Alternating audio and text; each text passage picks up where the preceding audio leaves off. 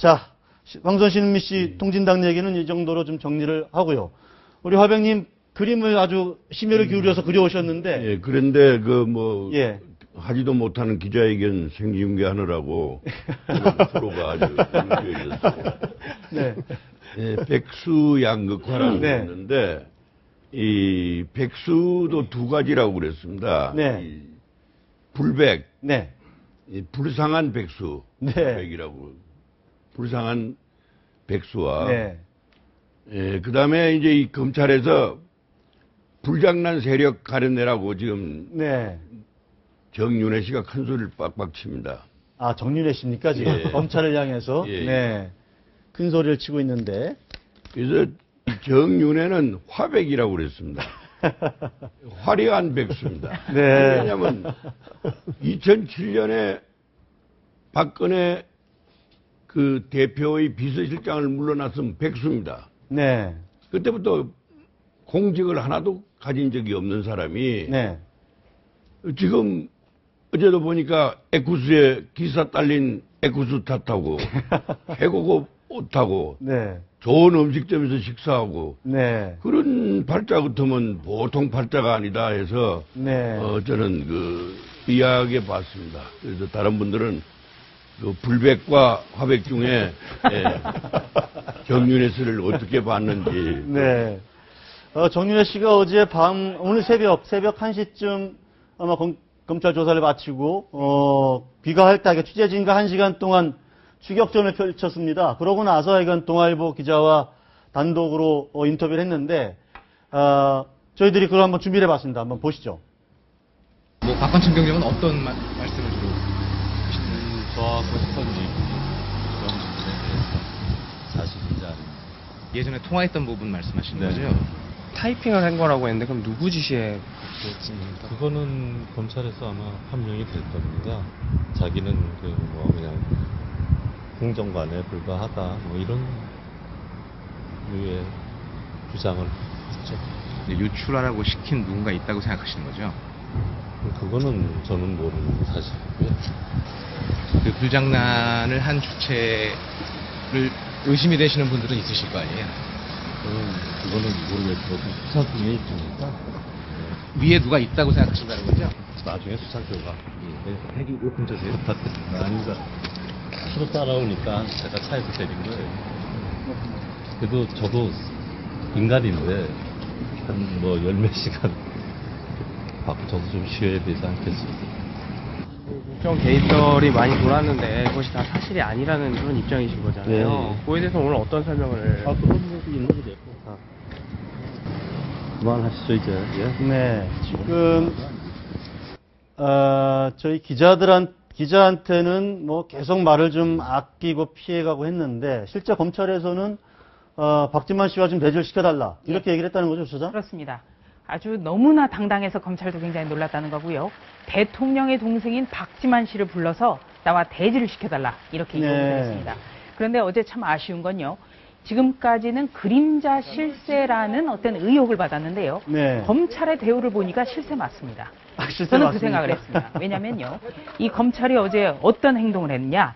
정 씨가 신변 요청을 하니까 1층에 검찰 직원 10여 명을 배치를 했습니다. 네. 네. 그리고 조사실로 향할 때도 그 직원 전용 출입문을 사용을 했습니다. 네. 원래 보통의 피의자의 경우에는 조사를 받아야 되는 사람들은 네. 그 면회실에 들어가서 신분증 맡기고 네. 방문객 출입증을 끊고 일반 엘리베이터를 통해서 위로 올라가야 예. 됩니다.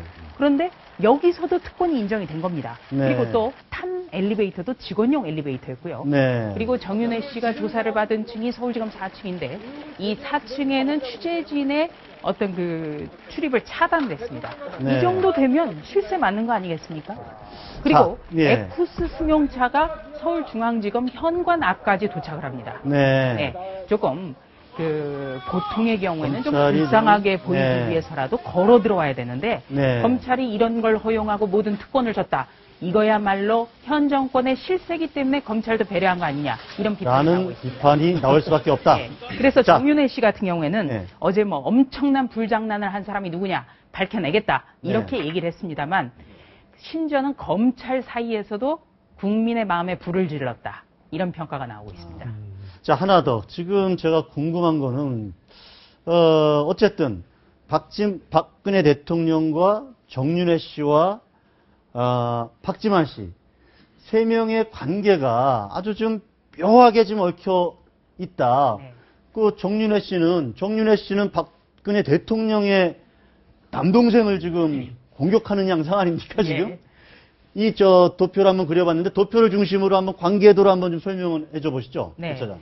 이게 참 희한한데요. 이 가장 미스테리, 그러니까 가장 궁금해하는 게 과연 정윤회 씨는 박근혜 대통령에게 내처진, 잊혀진 사람인가? 네. 예, 이 부분이고 네. 지금 박근혜 대통령과 동생인 박지만 씨의 관계는 원만한가? 이 네. 부분입니다. 예. 왜 이런 추측들이 나오냐면요. 네. 정윤회 씨는 자기는 이미 2007년에 물러난 사람이다. 네. 나는 이제 잊혀진 사람이다. 이렇게 얘기를 했습니다만 네. 이 정윤회 씨가 바로 이재만 총무비서관이라든지 안봉근 제2부속 비서관과 연락을 한 사실이 이번에 새롭게 드러났고요. 네. 또 정윤회 씨의 추천으로 박근혜 대통령이 참모가 된 네. 이른바 청와대 문고리 3인방에 대해서는 박근혜 대통령이 어떻게 보면 무한 신뢰를 보장을 했습니다. 네. 이 사람들은 비서일 뿐이다. 네. 네, 이렇게까지 얘기를 했고요. 네. 박근혜 대통령은 그 박지만 씨와 굉장히 관계가 원만한 것으로 나왔습니다만 이 박지만 씨의 그 박지만 라인이라고 분류되는 사람들은 네. 올 1월부터 차례로 청와대에서 나갔고요. 네. 또 공교롭게도 이 처음에 청와대 문건에서 이 정윤회 씨의 어떤 동향 보고를 네. 했던 조홍천 전 비서관이라든지 박관천 경정에 대해서는 이 문건 제출 시점 직후부터 나가라. 이렇게 네. 하고 경질이 됐고 또 이번에 이 정윤의 문건과 관련해서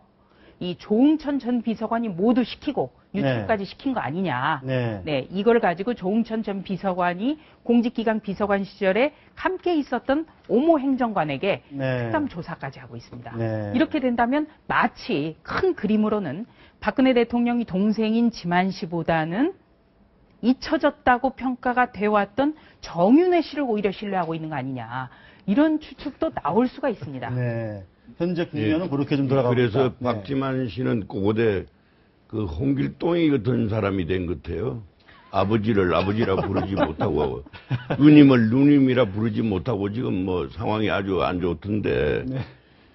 아주 그 뭐 삼각관계도 아니고 그 박지만 씨하고 이렇게 그 참 그 누나 네. 동생 정말 좀 더 서로 우애 있게 네. 지냈으면 좋겠다는 생각이 듭니다. 네. 제가 청와대에서 근무해 보니까 뭐 파트너로 일했던 민정비서관, 공직기관 비서관 이런 분들 다들 참 훌륭하더라고요. 국가관도 투철하시고. 근데 그런 분들이 신뢰도 60점짜리밖에 안 되는 보고서를 만들었다는 것도 좀 납득이 안 가고. 네.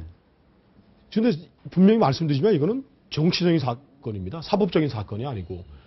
그 대한민국 형법에 제형 법정주의 아닙니까? 법은 법에 정해진 죄만 처벌하는 것이지 국정농단죄는 형법에 없지 않습니까? 네. 정윤회 씨를 뭐 처벌할 수도 없고요.